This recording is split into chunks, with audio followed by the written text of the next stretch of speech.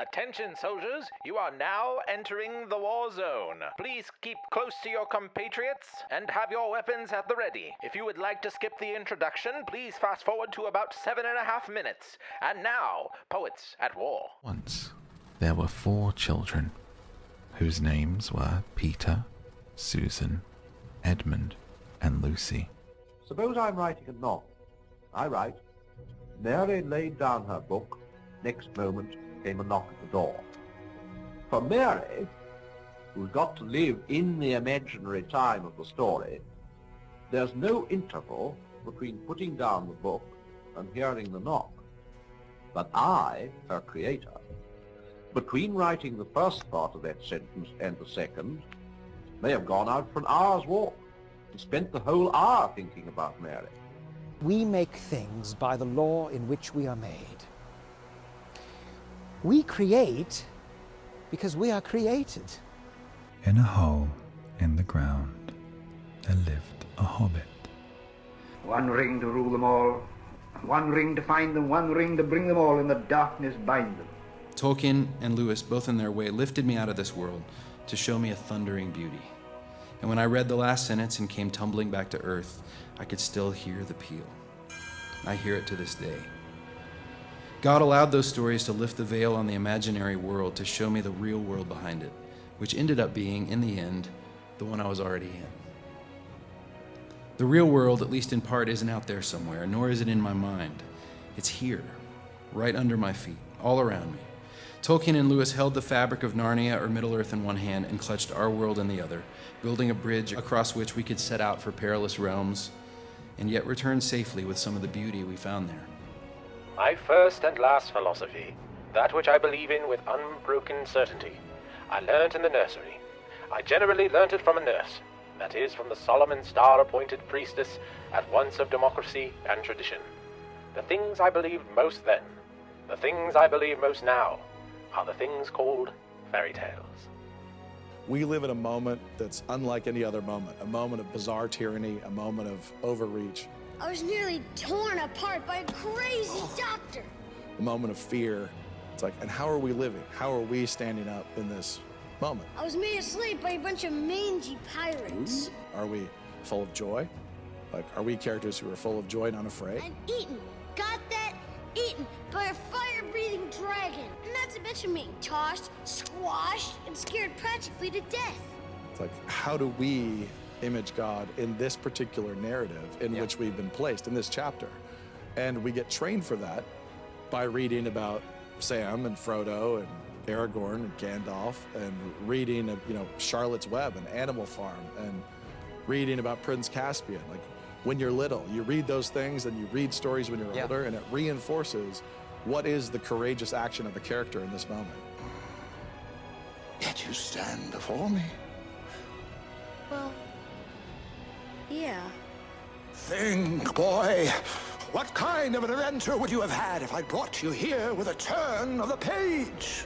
I wept bitterly, and then I said to myself, when everything happens quite miserably, then He sends help. I have always read so. People must first of all suffer a great deal before they can bring anything to accomplishment. God, who at various times and in various ways spoke in time past to the fathers by the prophets, has in these last days spoken to us by His Son, whom He has appointed heir of all things, through whom also He made the worlds. For I consider that the sufferings of this present time are not worthy to be compared with the glory which shall be revealed in us. For the earnest expectation of the creation eagerly waits for the revealing of the sons of God. For the creation was subjected to futility, not willingly, but because of Him who subjected it in hope, because the creation itself also will be delivered from the bondage of corruption into the glorious liberty of the children of God. For we know that the whole creation groans and labors with birth pangs together until now. Not only that, but we also who have the first fruits of the Spirit, even we ourselves, groan within ourselves, eagerly waiting for the adoption, the redemption of our body.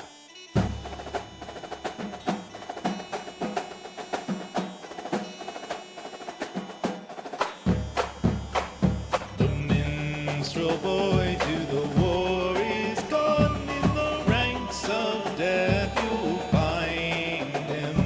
His father's sword he had girded on, and his wild harp slung behind him. God of song, said the warrior bard, though all the world betray thee, one sword at least thy right shall guard, one faithful harp shall praise thee.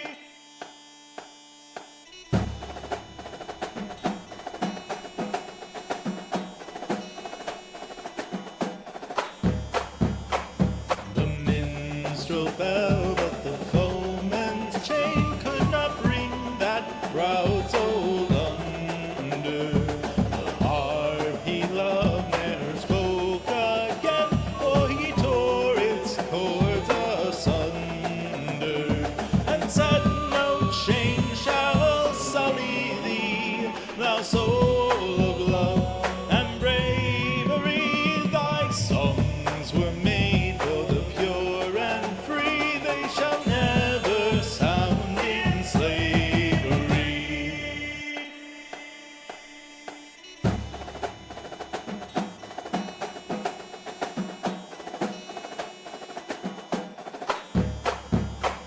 The chains upon the people came, and they gave away their freedom. No prophets left, they then grew lame, they accepted their false kingdom. But one young man saw the minstrel boy, and he took up the shredded strings, and with great love remade with joy the sacred tool for truth to sing.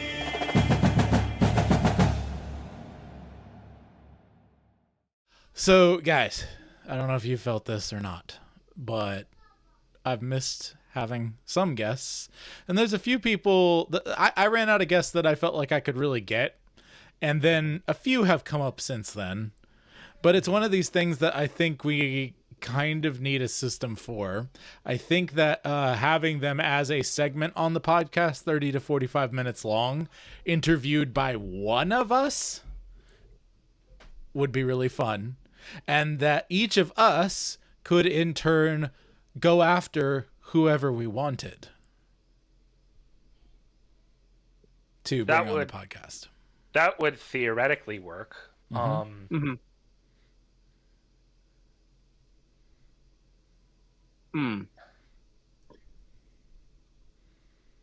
Thoughts, ideas? I'm not very confident in my abilities as an interviewer.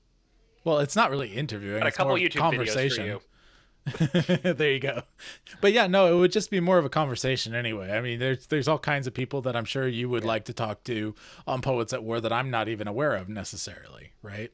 One of the big ones that I would well, he's like, oh, I don't know. He seems like you know everybody, Joshua. But like, you know more people than I do. Well, either way, Because you're in the middle of Oklahoma, right? Like the amount of people per square mile is drastically lower than that of Georgia. well, and you can find you can find people online, you can find people in person, you know, and just do whatever. Have a conversation about something they're passionate about, whatever it is, you know. One of the big ones that I really want to start talking to and going after, I don't mind saying it on air, is Brian Sauvé. Because he's really, really cool. Brendan doesn't know yet. I was just listening to the latest episode of Haunted Cosmos earlier today. It is so good. Is that the third Skinwalker Ranch that you were talking about? Fourth, I believe. Did they release it a might fourth? Be third. No, it's third. It was the third. Yeah. Okay. Yeah. Oh, yeah. You know this guy. Yeah, him. Yeah. That Okay. Yes, he did the cool dragony Psalms album recently. He's a pastor. Yes. He's a bard. Straight up, whether he thinks he is or not, he straight up is. And he has the Haunted Cosmos podcast. Have you heard about that recently? We mentioned it with the Loeb thing, right? They brought that up. So like, he's just a cool guy that I'd love to have on. I'd love to hear a conversation between you and your dad. at some point, as opposed to and my dad? yeah, as opposed to me Yes. and your dad, because he's like, what's this weird dude? Not sure. But like I think he knows me better now because you've talked to him about it, Well, the thing is, it's so with Dad, he's such a teacher that he always tries to, like, right. Okay, what is your question? Let me answer. Right. Like what? But with you, he was trying to, like, what is he after? What is he after? What is he after? Right. Oh, that's what he's after, and you can really tell when it clicks. Yes. With the podcast. Yes. But I'm saying, like, with that, you could actually, you said many tales from the Ren Fair last time we were on. And I'm like, goodness gracious, just 45 minutes of you and him talking Ren Fair stories from your childhood would be absolute gold, in my opinion, you know? So I think that would be great. Right. He's thinking about it. He's like, I don't know. There's so many. Oh, Dad, like half our ones and ones of listeners would eat it up. Ones and ones, yes. We've actually done fairly well recently. We're getting anywhere between 50 and 75 on most poets that were just on YouTube. Our tens and tens of listeners would eat it up. There you go. No. But I'm saying, like, for a long form stuff like what we do, that's actually pretty good on YouTube. Yeah. The way things are right now. And so and it just keeps going up slowly but surely. And I've really been happy with the way things are going. I just to report on that a little bit, I've been getting serious about a lot of business stuff with what I do recently. And one of the first small financial things that I did was I went and looked up, other alternatives to Google AdSense and things that I can throw on my page, particularly ones that are not porny in any way or shape or fashion, even possibly accidentally. And it used to be Christian Ad Network, is now the Catholic Ad Network, because that's where 90% of their advertising was. So now if you see Catholic advertising on Poets at War, you know what that's for. I'm like, sure, yeah, they're putting Mary in the rosary and whatever else, but like, it's fine. It's not my cup of tea. Than the alternative. Exactly. And I've already made, in like a week, 6 cents on it. Woohoo. So yeah. So and as everything grows, and as I'm continuing to put out content, which I do exclusively there too, what with the chapters that I'm posting every day of my poetry, it's only going to increase as long as I keep on the production aspect of things. So I've been getting real serious about that, and we're moving in the right direction. But getting back to the interviewees idea, I know it's going to take a little while for you guys' imagination to kick in with some of the people you'd like to go after, but I think it would be fun, and it would be something that'd be like, we come on here, in a variety show, you guys will never guess who I just got. We're going to do it in a week or two, and we'll have it for you soon. That kind of, like, I really think it's a fun way of doing it. And even just on a competing level, obviously I'm way ahead because I got a bunch of people in previous episodes, but like that's where I've already met my match, in many ways. I got most of the people that I really wanted on, and I'm gonna have to start digging. And y'all have at Brian Sauvé. You know what I'm saying? Like, he's the one guy on my list right now, but I already mentioned him, so you guys can go after him if you want. If you don't, that's fine. I will eventually, but we can work at it and see where things go. I'll start looking around and compiling a list again, maybe getting some more local people. Who knows? Yeah. That'd be awesome. Yeah, I was thinking, there are ways of doing it locally that could be really fun. Oh, yeah. And go to a pub. Yeah. Mm-hmm. Campfire. Harder to film, but still nice atmosphere. I mean, we just changed. We just set up a new thing in Dad's basement, so there you go. It's meant to be a pseudo studio. So nice. So we've got something there, but I still need to get all of that working properly. But whatever. Yeah. Minor insignificant details. Get it functional. Functionality first. of cameras. Mm-hmm. Yeah, there you go. And I know probably you already have at least 2 other people on that list that you could grab fairly quickly for a Skype call. Brendan. Well, yeah. I mean, you know who I'm talking about. Those guys, probably. But actually, those jokers. You're talking. I'm sitting here thinking, I'm like, I wonder if there's a way of getting some of the more like like some of the YouTubers from ages past. Mhm. I say from ages past, they're still around, but like, you know, one of my friends got me for my birthday a birthday message from Peter Hollins. Yeah. Mm-hmm. Ooh. And I think it was before that website started where it's like, hey, you know, you pay us and we'll get X person to record you a birthday message. It was Cameo, before yeah. that was a thing. Uh-huh. So he just straight up cold emailed him and said, hey, can you do this? And I'm just sitting here going, I wonder what the heck Peter's doing nowadays. The first Mormon on Still Poets making at music. War. The first Mormon Maybe. on Poets at War. That'd be crazy. Maybe. That'd be crazy. Oh, but no, but then all the lore people would kick us out. So. Right. Because of Angel Studios. Yep. Oh, goodness. Jonathan Ryomi. Wow, okay. Oh boy. But yeah, there's just a myriad of people that you can just throw them a message, you know, I mean, on social media or in an email or whatever, you know. Yeah. I got burnt out on that because it was one conversation to another, and I needed some consistency in the podcast. Also, maybe we could grab someone from the Brood. Yeah. Have someone other than you. Yeah. Do a Brood interview, right? Yes, please. Like other Alex, have the two Alexes in a conversation. I think that could be really good. That's or really bad, depending on where it goes. Well, it's just you end up with 2 hours of footage, and then Joshua has to figure out which 45 minutes to take. There you go. Yeah. But yeah. You'd have more than 2 hours of footage. Any which way, that's my idea. You guys seem to be on board. Like I said, there's going to be kinks and we'll work them out. And I'm not like putting a heavy burden on you for this either. We're going to get it when we get it. There's no timetable. You know what I'm saying? This is just, I feel like we should get some guests back on, and I feel like this would be a fun way to do it. Wait, you mean you're not going to put quotas on us? Oh, thank you. You haven't met your interview quota for the year. Otherwise, we need to. Otherwise, I'll dock your cut of that 6 cents I made this week. Dang it! I was banking on those 2 cents. No, it's instead what you're going to do is you're going to make a playlist of all of these weird pro wrestling promos and just send them to me and force me to watch them as a video and for content. There you go.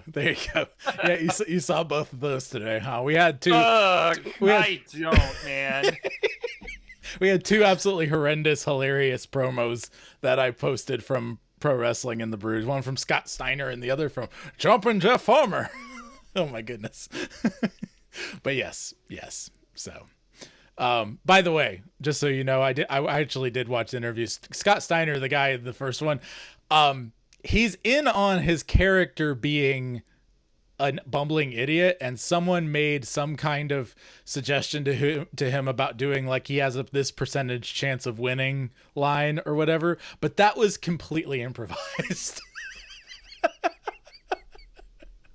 And he tried to do the same kind of thing later on, and it just was never the same as that one because it was just so astronomically weird.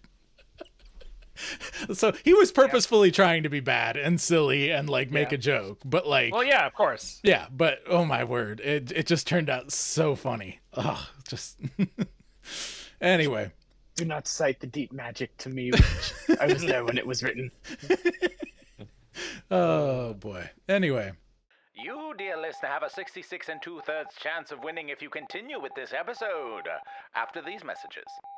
Attention all Christian writers and creative peoples! Are you searching for a place to share your work and receive encouragement from fellow wordsmiths? Look no further than the Broodcast. Inspired by the legendary Inklings of old, a group of writers who banded together during the Second Great War. The Broodcast is your monthly gathering for inspiration, fellowship, and critique. Join us as we share our stories and support our fellow soldiers on our creative missions. Enlist in the Broodcast community today at joshuadavidling.com/brood. Travel cyberspace. Serve the greatest cause. Join the ranks of the Brood today. Imagine if you had everything Tolkien ever wrote Well, you can't have his, but you can have mine. The Ling Lyricanium is $10 a month, and you can find it at joshuadavidling.com/LL. That's joshuadavidling.com/LL. I love the smell of metaphysics in the morning. We're back on Poets at War. Well, it's so funny. Like, okay, so I brought you guys on and suggested like 2 weeks, 2-ish weeks ago now, 1.5, doing Snow White. And the thing is, there's been a lot of wacky Snow White news lately. Mm-hmm. I'm really happy that I actually did my homework and I watched the original Snow White today. Oh, good. Had you seen it before? Yes, I had, but it was like back when I was like 7. Right. So memory is like a whatchamacallit, and I did not remember so much of the film. There's it was a lot basically like watching it for the first time. That's good. That's good. What did you think? We'll start there. The original There's Disney not film. a lot of plot. No, there isn't. It's amazing. I would love to see like time comparisons of the scenes in that to modern movie equivalent scenes. Mm-hmm. So what I was thinking is the party in Hobbiton compared to the party in the house. Mm-hmm. And just the having fun portion, not any of the dialogue, just the fun portion. Because it wouldn't surprise me if it was like twice the length. Right. It's amazing that they go from there's like when plot happens, it happens very quickly. Yes. But then you get scenes that are very meant to. I'm pretty sure that they are meant to serve a purpose of creating atmosphere, creating whatever. But they just last for so long, and so it's sort of like plot, no plot. plot, no plot. Yes. And I just realized that doing that makes no sense to anybody watching the podcast because I am in this box here. That's okay. But yeah, I was just amazed at the pacing, just in terms of like what was happening. I also, some of the art was obviously it's older animation, and so they haven't developed the techniques and the things that a lot of heavy leaning on rotoscoping for the humans. Yeah. A lot of heavy leaning on rotoscoping, and rotoscoping doesn't always save everyone. There were a couple of hiccups here and there. There was one actual animation error that I noticed in where a character was in two places at once for a very brief moment in time. Not on screen. It was the way it was cut. Right. Is that during the dancing? It was during the dancing. Yep. Dopey is both on top of the stack and drumming. Yes. Mm-hmm. So that's one minor thing, but beyond that, I'm like, nice. Yeah. It's a good Disney movie. The villain is not killed by the heroes, so the heroes maintain their goodness by not killing.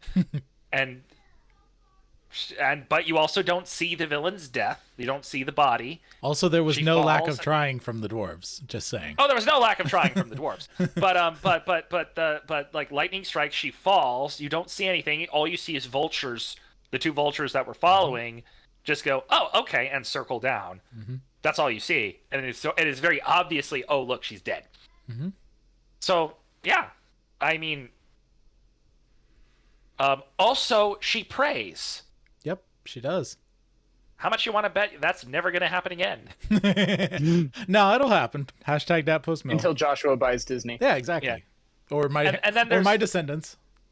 The one last thing that I noticed was that she was wearing when she was a servant, she's wearing traditional Dutch shoes called klompen, which are just wooden shoes.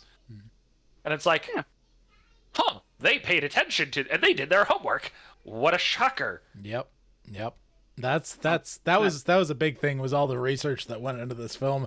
I don't think people realize, and that was all shoestring budget, compared to what they got later on. But yeah, the film stuff is definitely interesting. Alex, did you want to jump in on that, or did you want me to go off in my direction with that?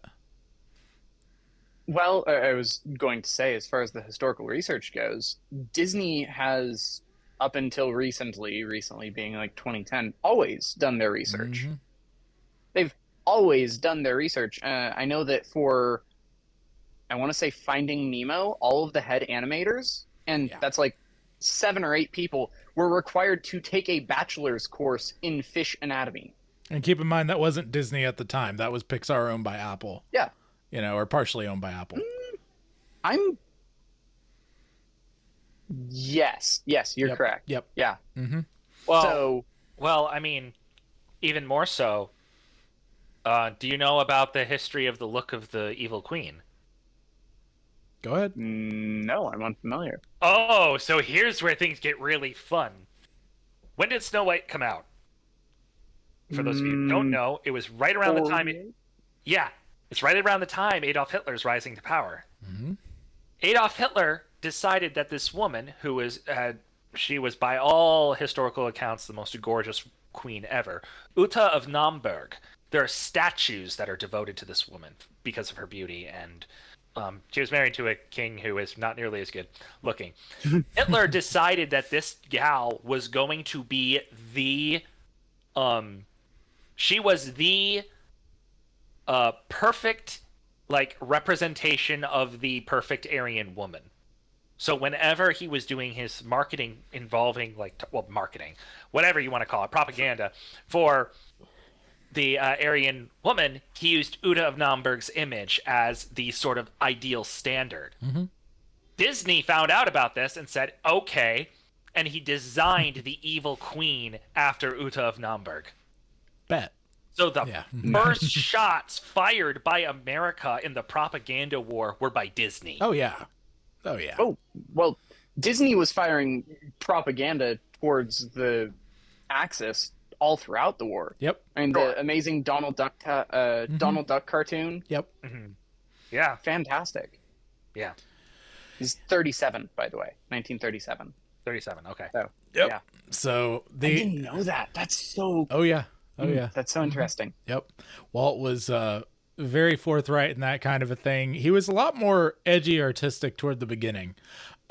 He really wanted to push the envelope on a lot of things as an artist. And that was something that it wasn't just the technological. He gets praised all the time for the technological increases, but he's I can't give a source right at this particular time, but I know that I have read him somewhere. When I say read, it may have been audio, it may have been something, speaking specifically and emphatically about the ending of the film being heavy metaphor for Christ coming and taking his bride, the church, you know, and all that other kind of stuff.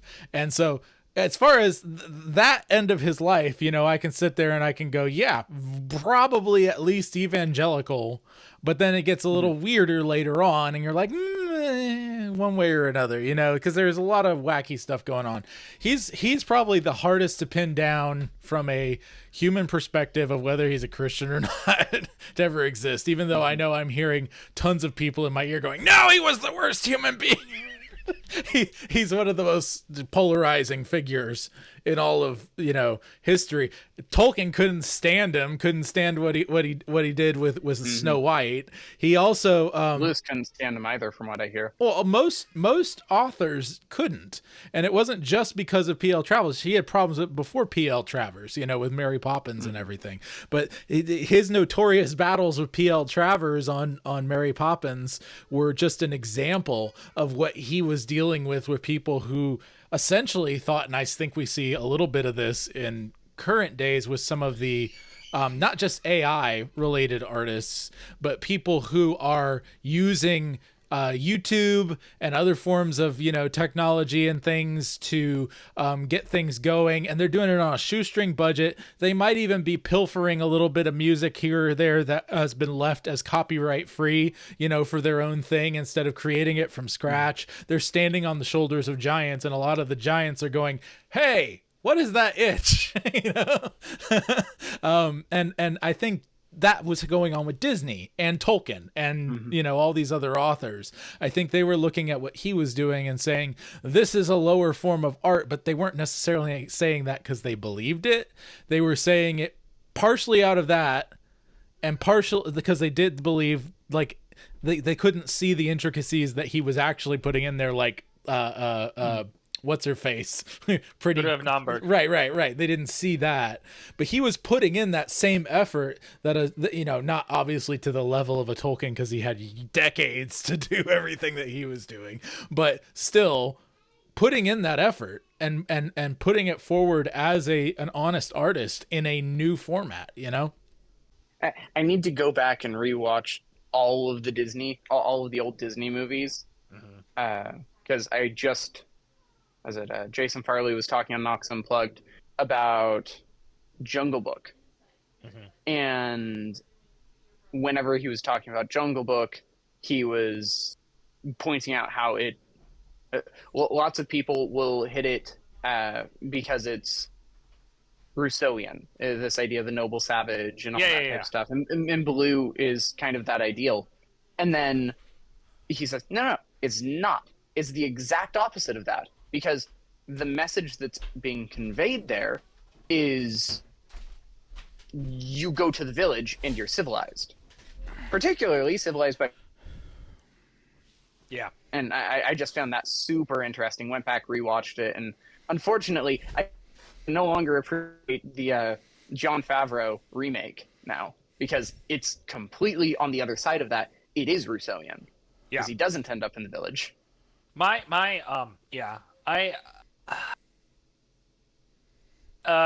like what I said earlier about how Disney putting that handshake in Hercules and how important that is. It's just I'm planning on watching the Disney princesses as we talk about them, basically. That's what it's going to boil down to. It's like, we're on the docket for this one. All right, I'm going to watch that movie. Yep. If I wanted to do my homework fully, I would have watched Snow White and the Huntsman, but Did either of you touch Grimm? Grimm, no. Well, also, Once Upon a Time, season 1 was really good. Season 1 was okay, yeah. I'd say really I enjoyed good. season 1 compared to the rest of the seasons. I get angry with Once Upon a Time because of what it could have been, but Oh yeah, no.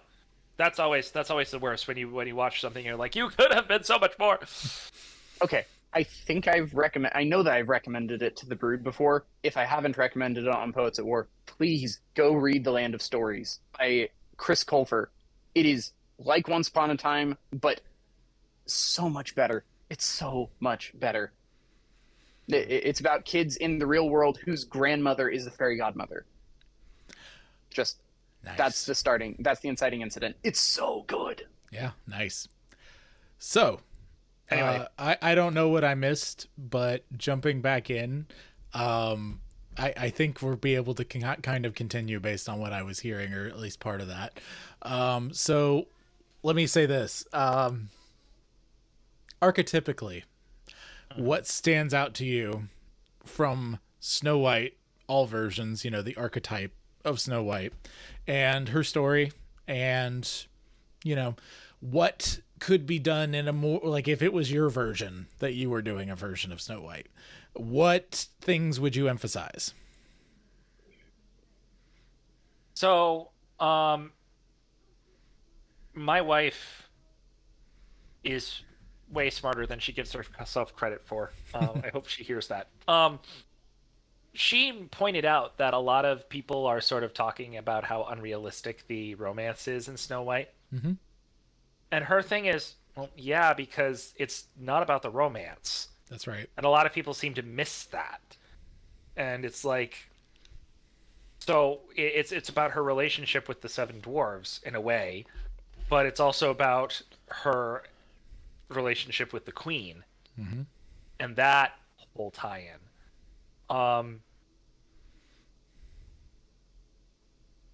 I don't know how I would do Snow White, because you're talking about the original Grimm, like you mentioned Grimm right now. You're talking about the original. I just realized why you said that. I thought you were talking about Grimm, the TV show, and I'm what? No. I'm so confused. Brothers Grimm. But you have to the concept. You have to take that if you were going to do a version of Snow White, you would have to take that concept and figure out how to get at whatever the core of that is, which is not the romance with the prince. Right. If you want the romance with the prince to be the core, you can still do that, I think. But you would have to completely change the events so that the prince has a larger role rather than just showing up in the beginning and showing up at the end. Because that's literally what happens at the Disney Snow White. Well, yeah, if you wanted to do more with the prince, for sure. If you wanted to do more with the prince. There's ways to work him in similar to closer to further on, spoilers, I guess, Philip. Philip has more of a much larger role in Sleeping Beauty. But there's things you can do to interweave and have a other prince story. But this is the thing. Should I go into my thoughts on the archetype stuff, or Alex, do you want first dibs on that? Go in. Okay. I just want to really quickly also mention, though, Yeah. Cinderella, the live-action Cinderella where there's no magic. That one. That is an example of, I would argue, a well-done version of that, where they took the core. Are you talking about Kenneth Branagh? Yeah, it's Branagh's. Yeah, okay. Yeah, Kenneth Branagh's version. I can't remember the title for some reason right now. It's Cinderella. It's just called Cinderella. Yeah. Is it called Cinderella? I thought it was called something else. But anyway. Okay. Are you talking about the other Disney one? I don't know. I should probably talk about Drew Ever After with Drew Barrymore.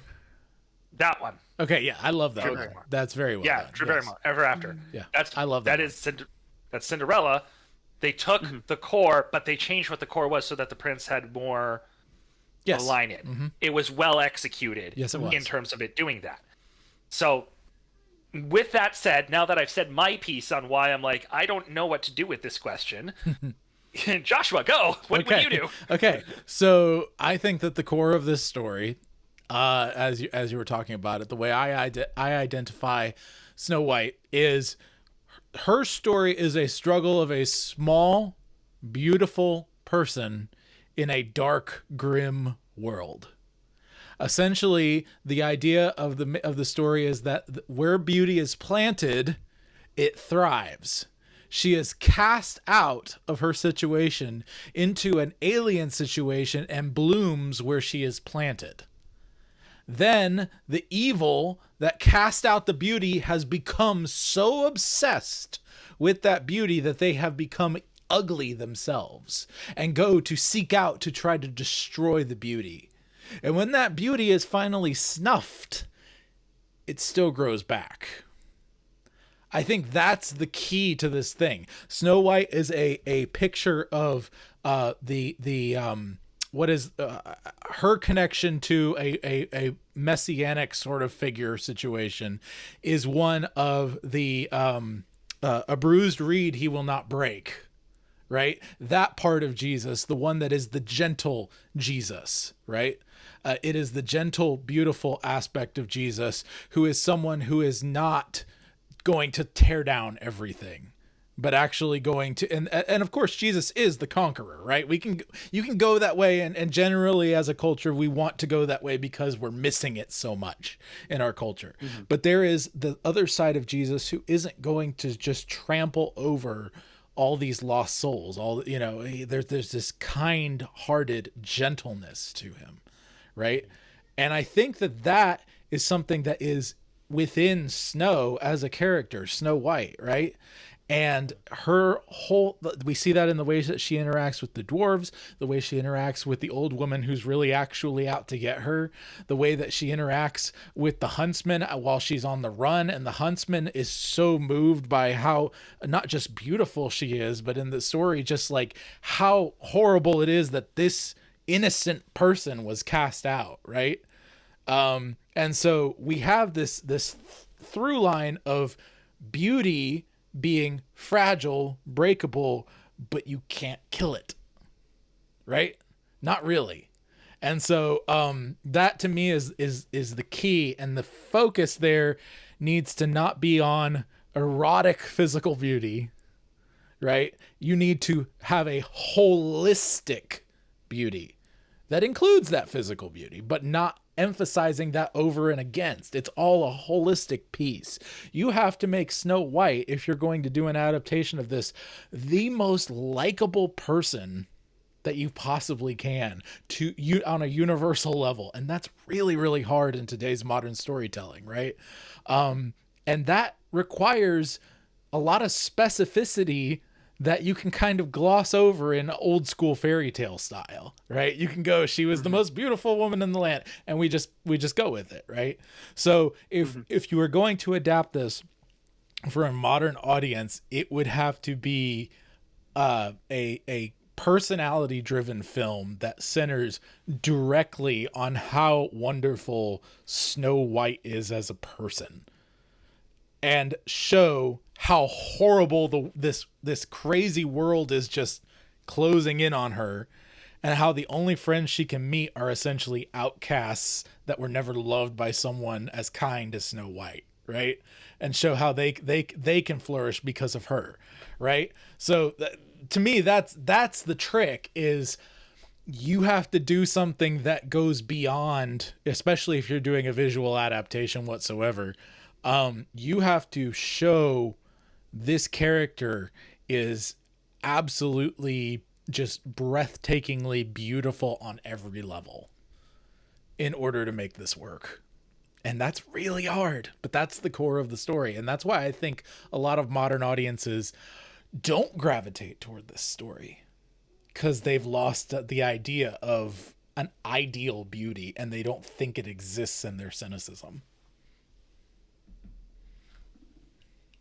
Go ahead, tear it to shreds. It's fine. No.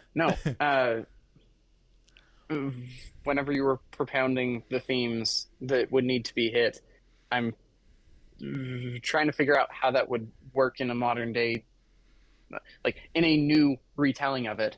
And the thing that I'm thinking of is, I would want to tone it down from this pitch, but a feminist who gets kicked out for being like an actually good person of the feministy tribe.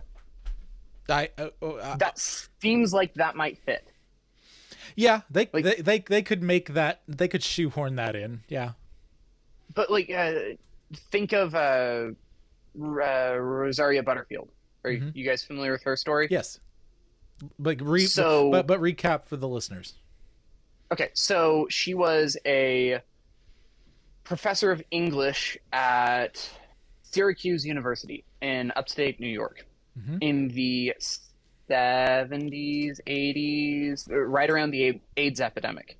And she was writing a paper, and her paper was about what does the Bible actually say about homosexuality, because as an English professor, she understood that the Bible is the single most important book ever written in the English language. Right. And it's not even particularly close. And so she was doing research, and she wrote an article or something and got a lot of hate mail. And one piece of mail she got from a pastor whose name escapes me now, but he was a OPC pastor, I believe, ended up saying, hey, read your article. I disagree with some stuff in it. Would you like to talk? And something about she ground filed it, but something about it made her come back to it, and she wrote him back and said, sure, I'll come say hi. Where do you want to meet up? And so they met up. He ended up inviting her to a psalm sing. Long story, very long story, cut very short. She ends up getting converted by the fellowship in a home. And she's written 3 books so far. Her 4th one comes out later this year, and it looks like it's going to be great. But something like that. She ended up getting not quite crucified, because she wasn't a public enough figure to be crucified, but entirely hung out to dry by her old community, because she no longer believed the thing that kept them all together. Right. And I feel like you could work inside of that setting. As I said, you would want to tone it down a lot more, so that it's not overtly, like, incredibly strongly offensive to anyone of that persuasion.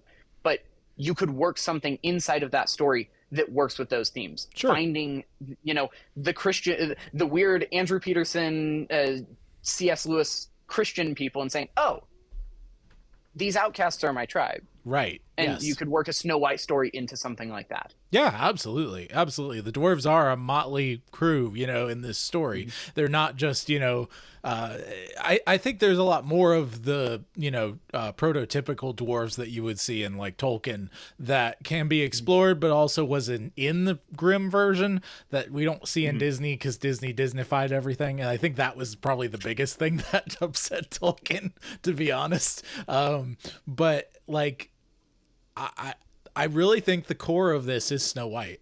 And if you don't get her correct, then and that's why I think it worked with Disney, was because even though our sensibilities as far as beauty go and the kind of things, you look at what was popular during the time. You got Shirley Temple, right? That's why this girl is so young. It's not some creepy weird thing from the 30s where everyone thought teenagers were hot, right? This was a thing where youth and innocence were prized because of the Depression, because of all the stuff that was going on, right? Go ahead, Brendan. I didn't know she was 14 until Kirith told me while watching. Right. Because she didn't look it to me. Right. Yeah, she was younger than the queen, obviously. Just like I'm younger than my dad. Right. Well, it's not said in the film. This is like documents where they pinned that down and that was their decision, right? So she's even as a 14-year-old, like she's a mature 14-year-old that has a wide range of possibility of age. But also I think the fact that she's even in the time that it was, I think she was purposefully anachronistic so that you couldn't pin that down. Just her general style. They were trying to give a very fairy tale sort of vibe, something that you would see in a fairy tale book, something that would be more Germanic, that sort of, but like I said, I think they did such a good job on the aesthetics regarding Snow White in this film compared to every other adaptation at the time. I think that's the reason why, regardless of how we feel about her voice now, most people listened to the radio and it was all treble, hey there, Rocky, whatever. Like we had, there wasn't anything like this. Obviously it was a technological marvel, but I think if it wasn't a beautiful technological marvel centered directly around this picture of beauty on a youth innocence basis, right?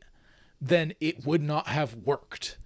And I feel like that's the key. That's the linchpin that people don't get with Snow White, is it is about a feminine, youthful beauty in the abstract in an individual person incarnated. Right? And that's really hard to do.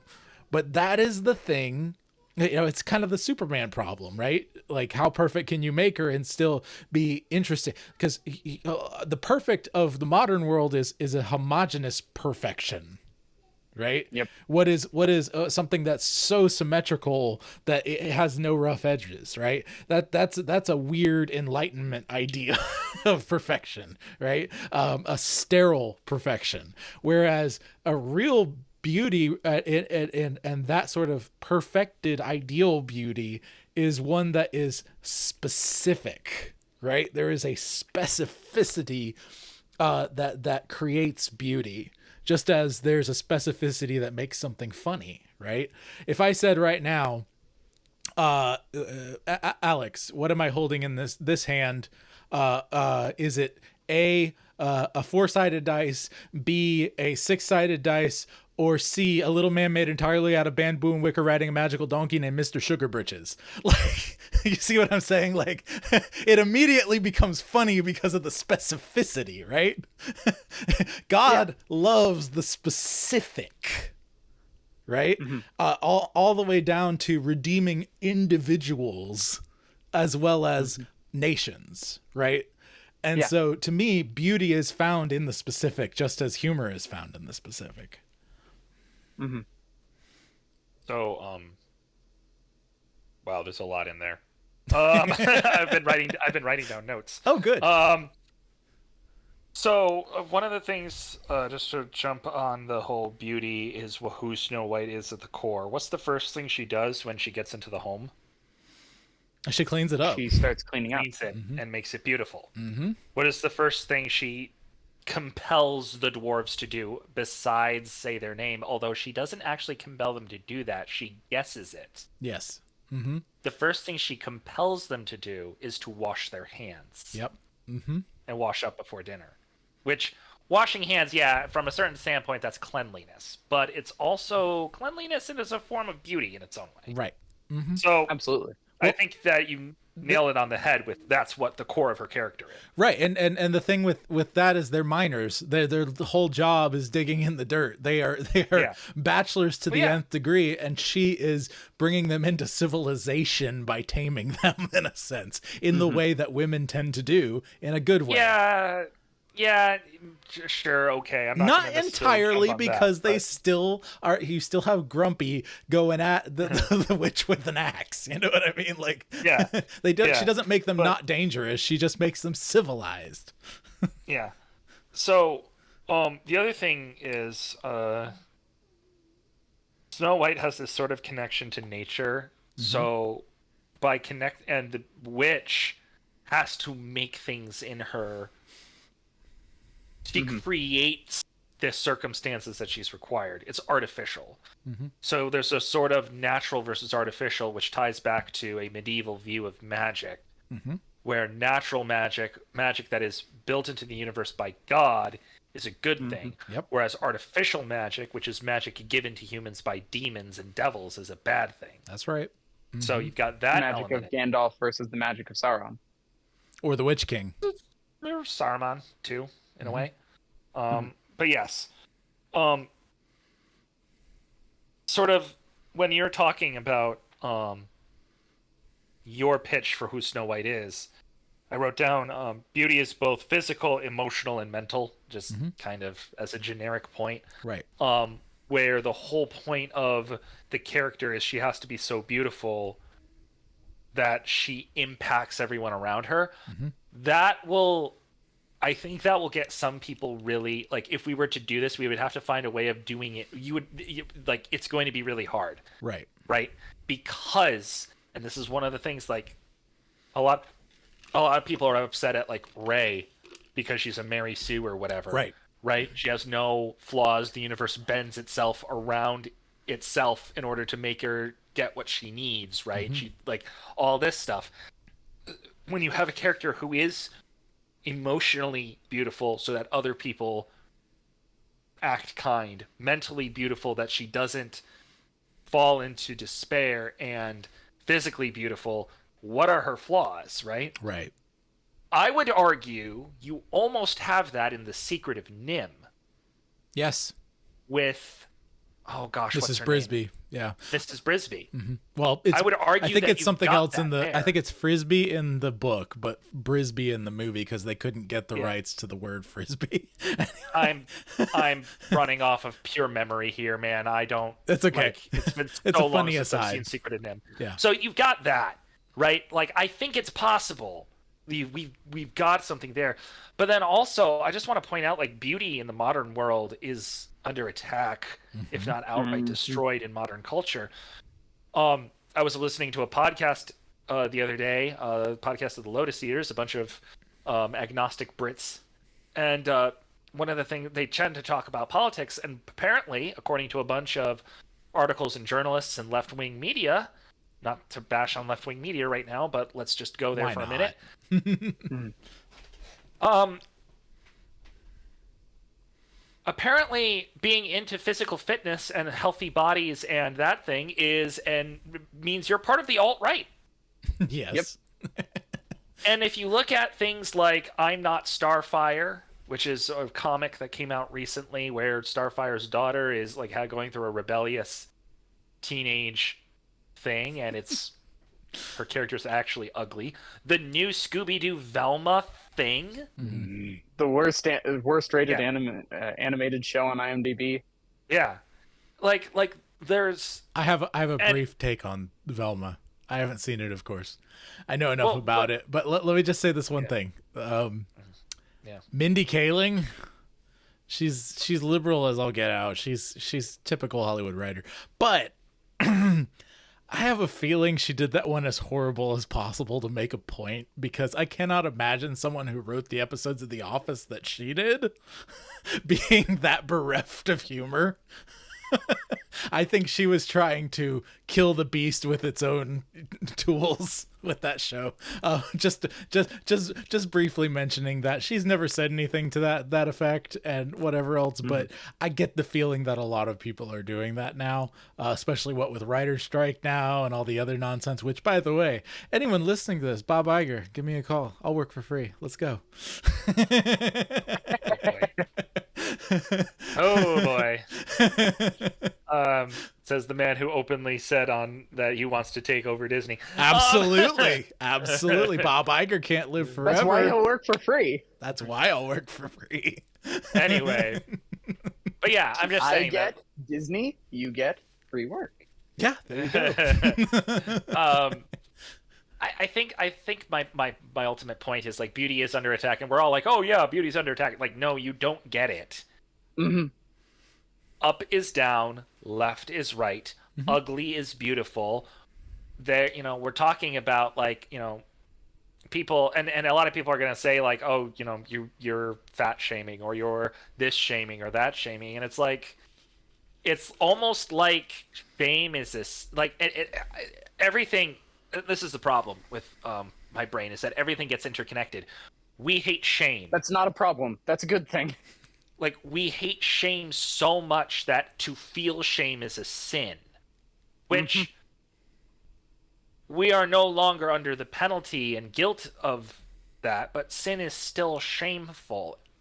Shame isn't a bad thing. Right. Shame is arguably a good thing, because it means you're oriented to reality and you realize that I am not as I should be. Right. There is something fundamentally wrong. Mm-hmm. And so when you take that and you go, all right, what do I do with this? Do I just sit in self-pity forever? Mm-hmm. Or do I act to improve myself? Right. Now, mental health. I know how much it sucks being depressed. I know how hard it is to try to better yourself. I struggle with that. So I mean, I've been pretty good recently, but that's because I've been so focused on other people that I don't have time to wallow in my own self-pity, because I've got a tiny human I have to keep alive that doesn't give you a lot of time. Another benefit of having kids. But like, the fact of the matter is, after a certain point, you do need to say, all right, I've done as much as I can. I'm willing to yield that. Some people's biology just hates them, and they can't lose weight, no matter how hard they try, no matter what happens. Or they just haven't found the right combination of things, right? Right. That's another thing. But, like, self-mastery and shame are not... They're not incompatible. Right. There's almost a connection that has to be there in order for your, like, to kickstart, right? I don't know, man. I'm just saying that, like, from, like, a beauty standpoint, like, loving yourself, I don't think is beautiful. Right. To a certain degree. I think being content with who you are can be beautiful, but that's not the same as loving yourself. Yep. Right? And what do we see? What do we see in the Disney episode? She is in rags. Yeah. By that well. Yep. Doing chores. And what is she doing? She's singing.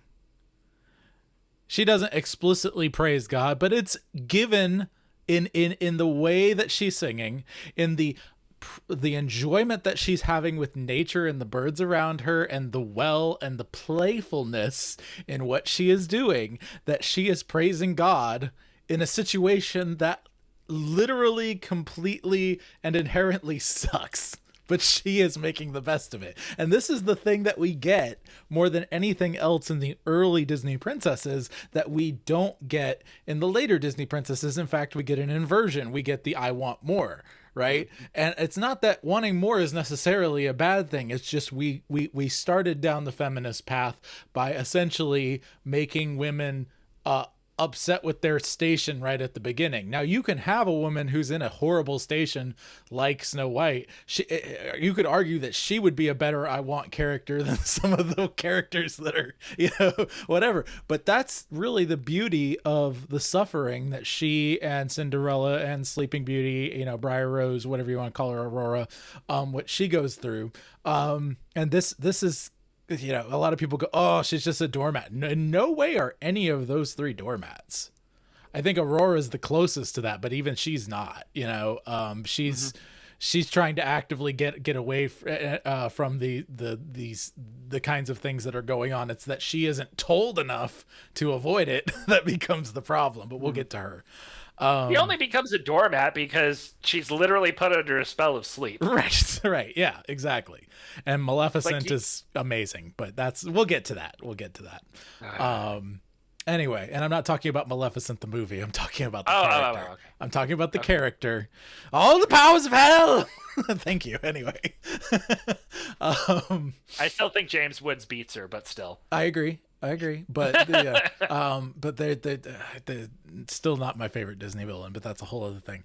I have a very specific Disney villain that honestly most people haven't seen, and he is way better than anyone's given him credit for. And that's Who?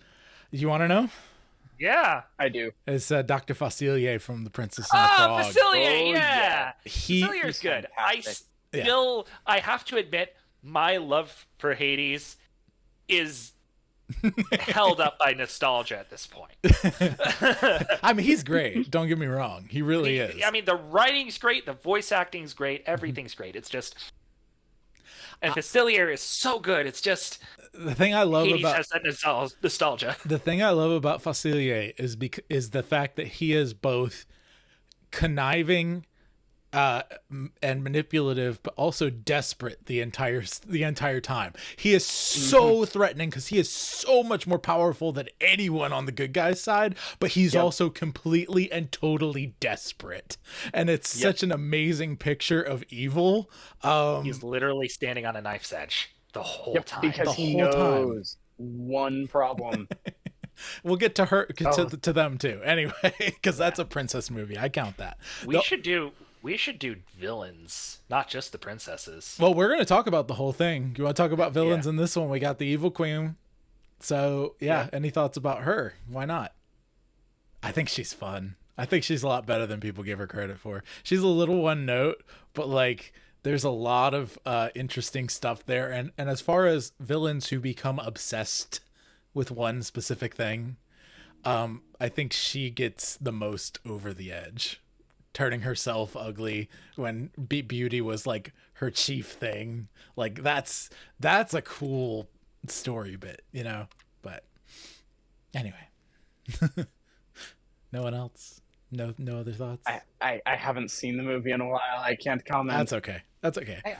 I mean, the fact that I didn't connect that she turns herself ugly chasing after beauty so much. That was something that I definitely I'm glad you mentioned that because I didn't catch that initially. But thinking back, it makes perfect sense. It's a root of bitterness. She didn't cut the root of bitterness, Yeah, but that's so I mean, to a certain degree, it's you don't need to know. I'm all. It's she's the evil queen.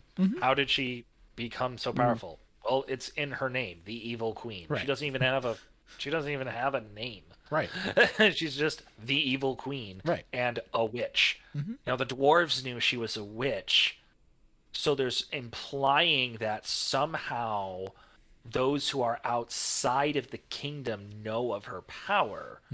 So possibly she is the reason they are the way they are for whatever that situation may be. Maybe because each of them is slightly cursed, I would argue. She is the one who gave them their sneezy, dopey, stutteredness. They're minor curses, relatively speaking, but they could still be a thing, right? On the other hand, it's a fairy tale world, so maybe just stuff is just known because it's known.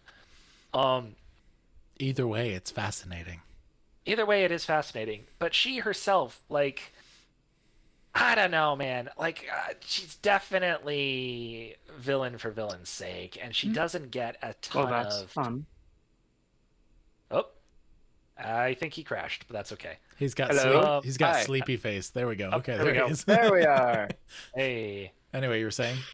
I think she suffers the most of the Disney villains of being a villain for villain's sake. Sure.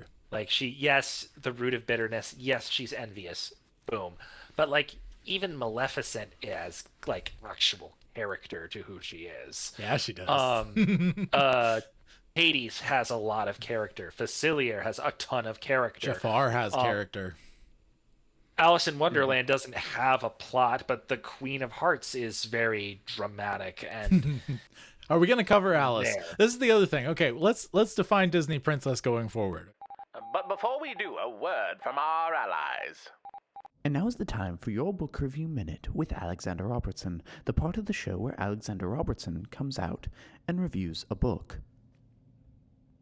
I have heard it said that Chesterton has a way of flipping your living room upside down and showing you things that you never could have seen when it was right side up. In Notes from the Tilt-A-Whirl, Indy Wilson does that with everything from the common ant to the solar system.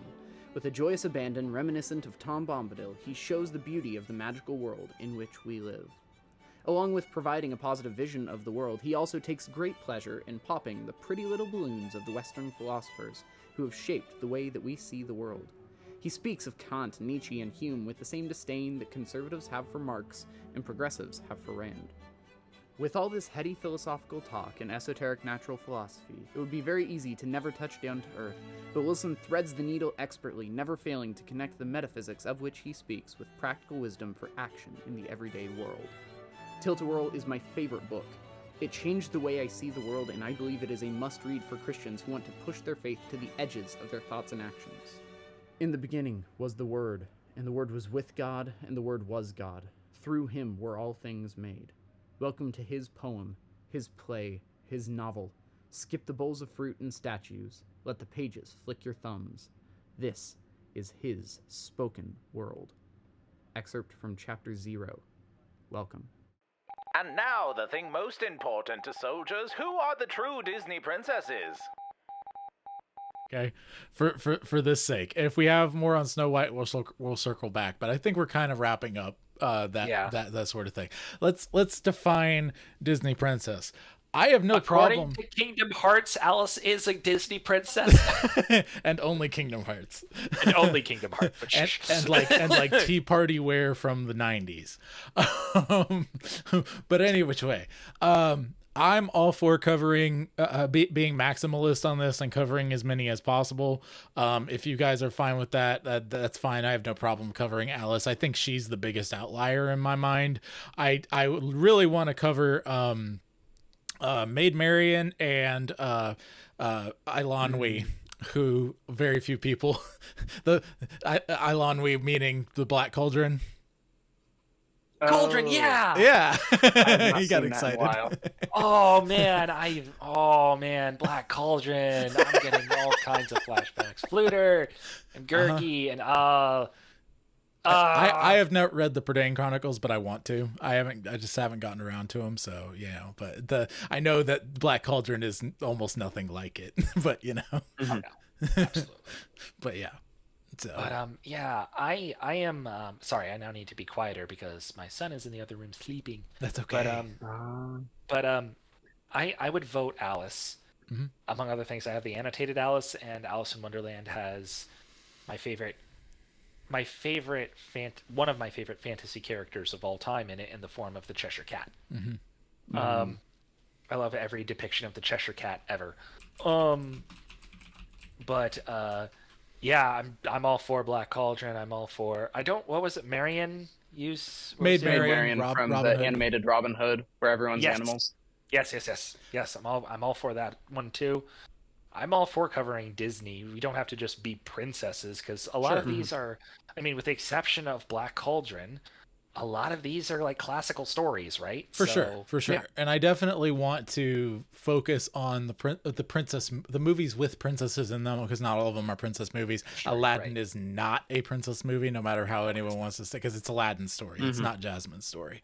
No, it's not. Yeah. But as far as all that goes, I definitely want to touch on all these. I definitely at least want to go up to Moana. I kind of want to do Raya and Mirabelle. We need to do Raya, dude. And Mirabelle. I have not seen Raya, so I want to. I watched Raya once. I really liked Raya. Oh, okay. All right. Without going into too much, the fact that one of the core elements of the story is forgiveness is really important to me. Plus, it has a cool dragon. Mm-hmm.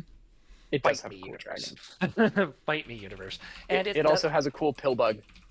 Yes, it has an amazing pill bug / armadillo / whatever. But yeah, I think we should do Raya.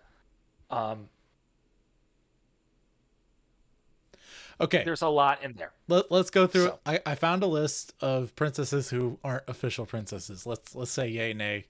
And I think they're all going to be yays, but we'll see. Jane Porter, Tarzan.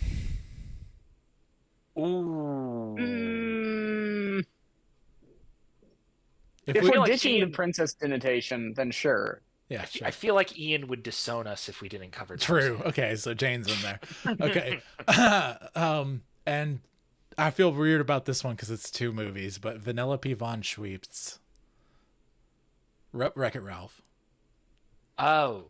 I think that covering that at the end might be interesting, as it's basically a deconstruction of everything that we've been talking about. That's a good point, because especially in Wreck-It Ralph 2, they do the whole Disney princess scene thing. Yeah, okay, cool. Anna and Elsa, absolutely. Fantastic we have scene. to. Just saying, we have to do Anna and Elsa. Like, yes, for real. I agree. Kida, Atlantis. Yes. Ooh. Yes. Yeah. Probably, yeah. Okay. I love that movie. She is a princess, yes. So she qualifies. Mm-hmm. Nala, Lion King. Okay. I wouldn't mind talking Lion King. I wouldn't mind talking Lion King either, although I'm not sure how much I would have to say about Nala herself. Yeah. Yeah. Okay. We could rag on Beyonce for a little while. Oh, here's a real obscure one, technically, beyond the typical Pixar princess, Merida. Ada and Dot, A Bug's Life. Oh, Bug's Life. Do we want to skip a Bug's Life? I like A Bug's Life, but it's not. But it's a very basic story that's been done a million times for comedy. Mm-hmm. Yeah, I'd say pass on those. Okay, too. Though they are interesting characters, I'd say pass. All right, this one only recently became Disney. Anastasia. Anastasia's now Disney. Yeah, because of it's Fox. Mm-hmm. Oh, I missed that. I guess yeah, we could all of Fox Animation Studios. This will be my one veto if you guys say no. Giselle from Enchanted. Oh, okay. Kind of the opposite of Vanellope. Yeah. Mm-hmm. Consciously playing into all of the princess tropes and having the story be I haven't seen the second one. I have not either. So there's that. It looked decent, but also it had the big Disney Plus label on it, which means it's, more than likely not very good. Right. Raya, we already said. Okay. Esmeralda. Hunchback. I'd be okay with that. Yes. I would definitely be okay with that. Cool. Mm-hmm. Yeah, these two we're gonna skip because they're TV. Elena of Avalor and Sophia the First. Sorry, so no. I'm gonna say no. No, definitely no. They are. I have small siblings, and I tangentially know who they are. No. Yeah. Okay. Oh, is that like the really bad, like 3D animated, like TV shows? Yep. Oh my That's gosh, exactly they what didn't that even animate the character breathing. Come on. Oh goodness. Okay. Yep. That's a pretty good list, but they did not put on Marion and Ilanwi, which I already said we're doing. So anyway. Mm-hmm. All right. Well, we have a list. I'll compile it and we'll go from there. Go ahead. I have one more question though. Mm-hmm. Since a lot of these stories are talking about classical stories, not just Disney princesses, do we want to cover Treasure Planet at some point? Yes. Sure. At some point. Sure. After we're done with the Disney Princess arc. Maybe after the Disney Princess arc, we can cover. Here's the we thing: can cover animated adaptations. We could go through all of the Disney ones, but we'd have to I don't want to do the package films. The early package films. You guys know what I'm talking about. Like Fun and Fancy Free? Yeah, Make My Music Fun and Fancy Free, all those ones, yeah. Ichabod and Mr. Toad, all that stuff. No. Yeah. You can't do Fantasia. It doesn't have a plot. Yeah, for real. Fantasia is my favorite Disney film. Cool. No, we're not covering Fantasia. Right. Anyway, so ruling some out, I have no problem going through more of Disney after we get through the princesses. Treasure Planet for sure. I think I don't mind going through some other things like I still have yet to see, and I want to talk about it when I do, Titan AE. I don't know if you guys are familiar with that one. That's a right around the same time Atlantis was coming out. Don Bluth was putting out a sci-fi film called Titan AE. So it was one of the last big hurrahs for Don Bluth's studio before, who did An American Tale and The Land Before Time and all that other kind of stuff. And it's a very edgy sci-fi movie, animated movie. I'm surprised I'm the first one telling you guys about Titan AE. How have I not heard about this? Really good question. How about you, Brendan? Did you ever see this or hear of it? No. You know nothing about this. I know nothing. It was directed by Don Bluth, Gary Goldman, starring Matt Damon, Bill Pullman, John Leguizamo, Nathan Lane, Jean Garofalo, and Drew Barrymore. And they actually, it looks like they've even got some 3D animation in here too. Oh yeah, they were pushing the envelope on. Yeah, this was a big deal. Jim Cummings. Yeah. Mm-hmm. Is they the same the guys who did Iron Giant? No, I don't think so. No, Iron Giant was. That was Brad Bird. Want to say Universal? Yeah. Entirely possible. I don't know. There are a lot of things I don't know. You got to realize the vast majority of my animation knowledge comes from, relatively Warner recently Brothers. Started paying attention. Okay. And it was Brad Bird directed, Warner Brothers released. Gotcha. Okay. Anyway, all right. Well, we have some fun stuff to get into, and I definitely want to talk about the archetypes like we did this time. I think even if I end up being it's on some of these, like I was kind of tonight, like the main archetype kind of guy going into the very specifics of why this story is the way it is. That's fine, but I really want to get into those convos, and I think you guys are going to come up with stuff that I've missed too. So, well, no, but that whole thing about how she is beauty personified, that is the core of the character. Yeah. I didn't know what the core of the character was. Right. I was just when I brought up the comment on the core of the story isn't the romance. Right. I didn't know what I didn't know what it was. I was tossing that out. I'm glad you had that. So please bring that. Right. I'm saying I'm not doing this to show off. Anyway, but yeah. Coming soon to theaters. I'm Ian Wilson, and I create graphic art using primarily traditional methods, supplementing with digital where it's needed.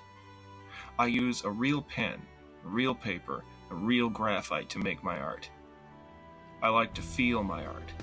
I've always been this way. I love the feeling of a pen or pencil in my hand, the sound of graphite scratching paper, and I love the sight of a nice black line making its way across the page. So why choose traditional art over digital? Traditional art has an organic, natural quality that seems to be missing from most digital illustrations. The illustrated books and comics that were made in the days before digital have an excellence and staying power that is just as vibrant now as it was decades ago. These are the stories that stay with you. Dr. Seuss, Winnie the Pooh, Where the Wild Things Are. People still read these.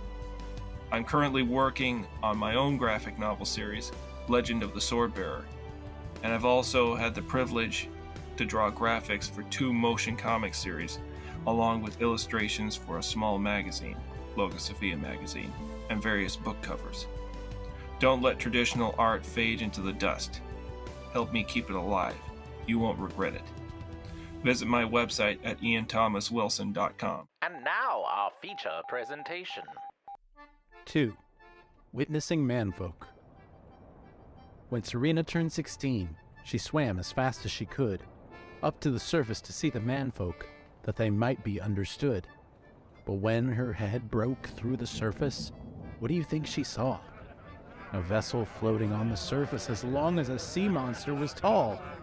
She marveled at its colored mass of purple and of gold, and the little school of white things that floated around the vessel bold. They shrieked and called discordant songs as they scavenged for a meal. Serena then thought to herself, how can this all be real? She swam a fair bit closer, keeping out of sight. She didn't want to stir up a storm or cause the Manfolk fright. And as she did, she heard a voice cutting through the waves, and it was the sound of a man-bard, and he was heaping out praise. Prince Silas drew closer to the burning building, as it swayed and almost collapsed. He heard the screams of the little ones trapped inside the black. He pushed through the smoke, the flame and the heat, and braved it all despite, knowing that he might die at any moment, yet he didn't lose the fight. He saved 5 children, all the ones who were trapped there in that house, selflessly braving the fire of Hephaestus and the danger all about. And it is my pleasure to present to you, before you all have fits, the heroic prince of our country, the honorable Prince Silas. The people clapped, and the prince stepped out. Serena was amazed. Hearing stories of the man's bravery made it hard to move her gaze. The people sang a simple song, and Serena joined right in. She wished she hadn't soon after, as the air began to spin. Waterspouts, whirlpools, maelstroms, rain, and more. Lightning raged, thunder roared, and the Manfolk were shook to the core. They all scrambled fast to steady their ship before they were overcome. But Prince Silas was swept from the deck, and Serena's tail went numb. She dove below the ship straight to the prince's floating form, and she held him just above the water in the ever-increasing storm. Her tail screamed in pain and effort as she pushed for the extra weight, but she had to save this one who'd saved lives. No mind the pain that was great. She dragged and dragged with all her might until she reached dry land. Her skin and scales cried out on contact with the still hot sand. She beached herself for a moment and stared down at his face. His eyes began to flutter open, and she left without a trace. She swam back down to the sea below, wishing she could stay above. She wondered at the feelings she felt. Could this all be? Yeah, so be real. What are your honest thoughts? I'm a little mad that you cut off the last word. Why? I just, like, that's the way it's written. The line is not complete. The line is not complete. Well, that's the point. You need to feel that sense of separation. I know, you know? I get it. It's perfect. And like, I love it 100%. It's just like, Right. Oh, I gotta be quiet. Whoops. How the AI decided to do an arm in this frame? Mm-hmm. Well, it looks kind of like an arm, but it could be his shirt filled up with water. That's what it looked like to me.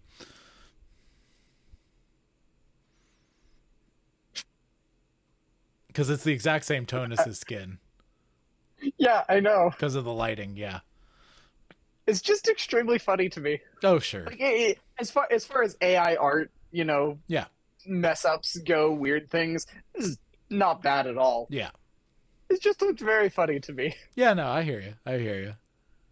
Other thoughts? But yeah, other than that, it looks great. It was paced very well. I thought that the images worked very well. The one with the ship at the very beginning, where you have the orange from the sunrise, the sunrise, sunset, whatever it was, coming through the masts and stuff. I thought that was actually very good. Yep. I had a fun time with this one. It was I'm getting a lot better. I'm doing a lot more image to image generation, which basically means I'm creating the rough, horrible Photoshop version of something and then telling it what to do, and then it figures it out a lot better. Yeah. That tends to be the way to go as far as I'm concerned. If you're wanting anything specific, mermaids are something it definitely has no clue how to do unless you're spelling it out.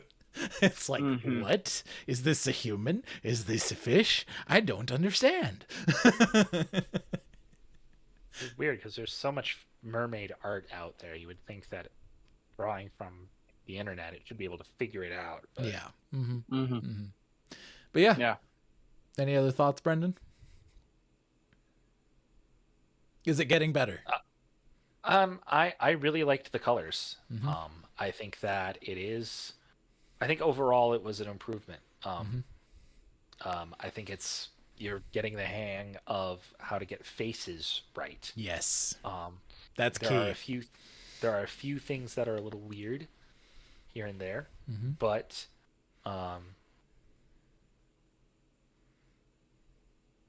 the only jarring thing for me was going from the pseudo anime style to Prince Philip being pseudo realistic. Yeah, that was an artistic call I made because I wanted you to be struck with how gorgeous and handsome this dude is, the way she is. Sure.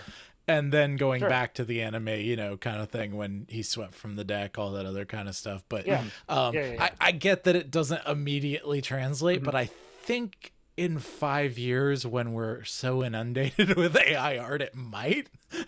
So I let it slip on purpose. So that's what I thought you were trying to do. Yeah. I'm not sure that it worked for me specifically, but I could tell that was what you were trying to do. And I think that's the point. Right. Yeah. Just, yes, it was definitely an improvement. Awesome. Definitely an improvement. Awesome. Well, thanks. And as it sits right now, I have 52 views on the 16:9 and 179 on the first short, which was released today. And there are 4 shorts for this one. So for the short cut of this whole thing. So, I'm overall impressed. I like what you're doing. I think you are getting better. You're it's a lot of this. You've got a weird set of skills, and I don't mean you've got a weird. That's set of an skills understatement. But like, what I'm saying is, creating this requires a whole different set of skills than what's normally used, right? Right. You've got some overlap with video editing and stuff and things like that, but AI art, making it do what you want, that's taking an entirely different set of. It is a different set of skills. So. Right. No. Good on you for figuring something out. Yeah. Well, for those who don't know, just speaking to the audience really quickly, I'm taking my poetry and I'm turning it into animations. These are very basic animations. They're almost like cinematic comics, sort of. Animatic. Yeah, they're animatics, for sure. And so, but I wanted to do that instead of trying to go further with the animation process and make it a full film, because I think it lends itself to the poetry, and I think the poetry lends itself to the animatics. It gives you time to process all of the poetry, and the pacing is based upon the words and the rhythm of that instead of the visuals, although the visuals do help. That was something that with the pacing I definitely had a rough time with on this one, and I think it came through fairly well, all things considered. But anyway, definitely. You guys can check those out on my website, joshuadavidling.com. Click on Poetry for Warriors, and you can go in and see that kind of stuff. I'm going to have an animation-specific tab soon, but I don't have that yet. With that said, what else do you guys want to touch on before we close up? The closing thoughts, I guess.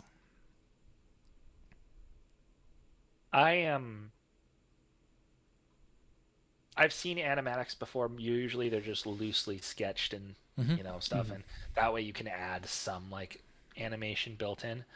I'm really hoping for I kind of hope that you kind of not pioneer necessarily, but like really put this thrust in, because Corridor Digital has talked about using AI for animation before. And they've done some amazing work with it too. Done some great stuff with it, basically because they're all just, they know they're very smart guys. They're visual effects artists. think this process through. So I would love for the universe. I would love for technology to take your concept of what you're doing and be able to run with it. Yes. And I don't want to completely replace animators because No. Well, one, it's not necessarily possible. Right. AI can't do certain things. But two, I would, but at the same time, like I don't want to replace animators, but also there's some of us don't have the skills that we need, but we have stories that we think are worth telling, and so, like Well, I can't. I want to do. animate. Well, let me just say, I want to do for animation what the Reformation, what Wycliffe did for the Bible. Right? Like what all these guys did where they put it in the hands of the farmers. You know, I want dads to be able to go and write their silly story about whatever and then create the animatic version for their kids to have for always. Right. And it actually be of not necessarily identical quality of something with multi-millions of dollars behind it, but something that can hold the attention in the same way that a multi-million-dollar situation can do, right? Like it can hold the attention and it can speak in that language on a farmer blue-collar level. That where the love shines through. That's the biggest thing at the end of the day with each one of these individual slides that I'm trying to do, that I'm putting into these stories, is does the emotion, does the love shine through the characters? I don't care if their fingers are a little wonky. I don't care if, I'm going to do my best to clean that up. I'm going to do my best to make it nice. Right. Pedantic. Right. And that's great. And we need to be able to make it as beautiful as possible. I'm not saying that, but I'm saying if the love doesn't shine through, the process doesn't work, and that's for everything. It's almost like we just spent an entire show talking about a story where beauty being at the core is not just the visual, but also the emotional and the mental. Wow. Look, we tied it all together. Alex, any further thoughts, or are we going to end it on that amazing tie back? Any further thoughts that I have will just take us into farther conversations, so I think that I'll cut it here. All right, then. Well, be your family's bard. Do that beauty thing that Snow White got going on. Do not turn to the right or to the left, and the Lord will be with you wherever you go. We'll see you guys next time in the trenches on Poets at War. There they go again. God of songs said the warrior bard, though all the world betray thee, one sword at least thy right shall guard one faith.